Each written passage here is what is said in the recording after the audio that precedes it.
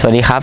ช่วงนี้ก็เข้าสู่หน้าร้อนอย่างเต็มตัวมาได้สักพักหนึ่งแล้วนะครับวันนี้เราจะพามาดูวิธีการดูแลต้นกล้วยไม้ในช่วงฮีทเวฟหรือว่าช่วงที่อากาศร้อนจัดเราจะดูแลต้นกล้วยไม้ที่เรารักยังไงให้สมบูรณ์สวยงามอยู่ตลอดเวลาฤดูร้อนของประเทศไทยในช่วงหลังๆ 4-5 ปีที่ผ่านมาจากค่าเฉลี่ยที่กรมอุตุรายงานฤดูร้อนของประเทศไทยมีอุณหภูมิที่สูงขึ้นในทุกๆปีทำให้ส่งผลกระทบต่อต้นกล้วยไม้เป็นอย่างมากเราสังเกตได้3ประการหลักๆก็คือ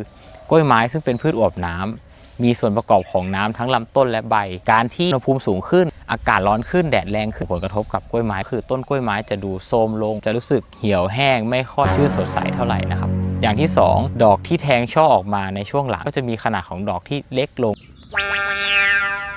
เนื่องจากต้นกล้วยไม้มีความชุ่มชื้นต่ำลงผลิตอาหารได้น้อยลงทำให้ดอกก็มีขนาดเล็กลงตามไปด้วยครับอย่างสุดท้ายต้นกล้วยไม้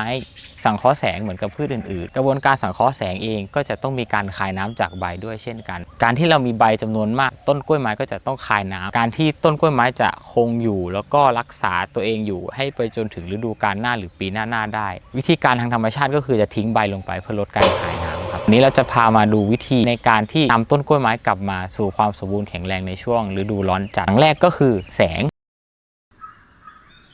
ในฤดูร้อนของประเทศไทยนะครับมีช่วงเวลากลางวันที่ยาวนานกว่ากลางคืนค่อนข้างมากแสงที่ต้นกล้วยไม้ได้รับก็จะมีปริมาณที่มากขึ้นมากกว่าปกติวิธีแก้ก็คือถ้าเราเป็นต้นกล้วยไม้แบบกระถางหรือกล้วยไม้แบบแขวนที่เราสามารถย้ายได้ก็ขยับเข้าไปในจุดที่มีร่มลำไรมากขึ้นอย่างเช่นให้แสงของต้นไม้ใหญ่หรือว่าชายคาบ้านให้ได้รับแสงแดดต่อวันน้อยลงก็จะช่วยให้ต้นกล้วยไม้มีสุขภาพที่ดีขึ้นได้ในช่วงหน้าร้อนนะครับหรือถ้าต้นกล้วยไม้ของเราเกาะติดอยู่กับต้นไม้อยู่แล้วหรือว่าเราเป็นโรงเรือนนะครับเราก็อาจจะเพิ่มเฉดหรือแสแลนหรือเพิ่มเปอร์เซ็นต์ของแสแลนในการพรางแสงลดความร้อนปริมาณแสงแดดที่จะส่องมาถึงต้นกล้วยไม้ของเราส่วนนี้ก็จะช่วยได้ทำให้ต้นกล้วยไม้ของเราจะได้รับผลกระทบจากความร้อนแล้วก็แสงแดดในช่วงฤดูร้อนน้อยลงครับนอกจากแสงแดดแล้วนะครับก็จะมีเรื่องของน้ำนี่เป็นส่วนที่สำคัญที่สุดเลยนะครับที่จะช่วยดูแลต้นกล้วยไม้ของเราในช่วงฤดูร้อนต้นกล้วยไม้ก็จะมีความแห้งแล้วก็คายน้ำมากขึ้นน้ำในปริมาณที่เหมาะสมและมากพอจะช่วยให้ต้นกล้วยไม้สมบูรณ์แข็งแรงได้ครับปกติเราอาจจะให้น้ำต้นกล้วยไม้วันละ1 ครั้งในช่วงเช้าเราก็อาจจะเพิ่มเป็น2 ครั้งได้ในช่วงแรกที่เราให้น้ำจนต้นกล้วยไม้ชุ่มวัสดุเปียกชื้นควรจะเป็นช่วงเช้าที่อากาศยังไม่ร้อนเพราะการลดน้ำในช่วงอากาศร้อนน้ำก็จะมีอุณหภูมิสูงคล้ายๆกับน้ำต้มอ่อนๆทำให้รากชะงักการเจริญเติบโตเรือนยอดช่อดอกที่ยังอ่อนอยู่ก็อาจจะนึ่ง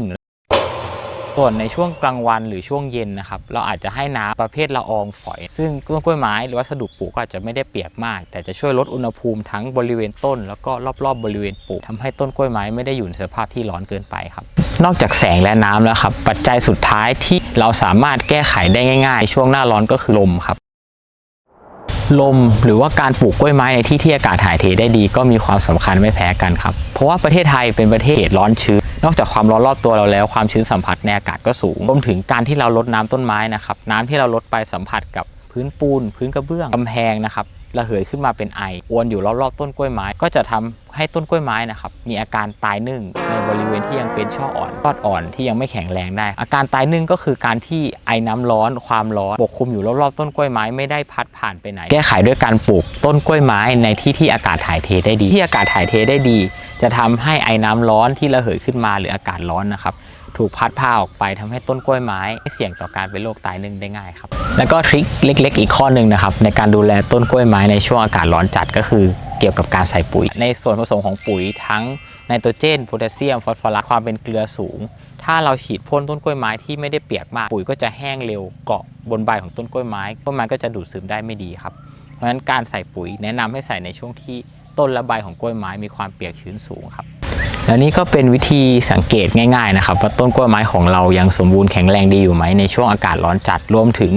วิธีการแก้ไขที่จะช่วยให้ต้นกล้วยไม้ของเรายังสมบูรณ์แข็งแรงในช่วงหน้าร้อนของเมืองไทยได้ครับ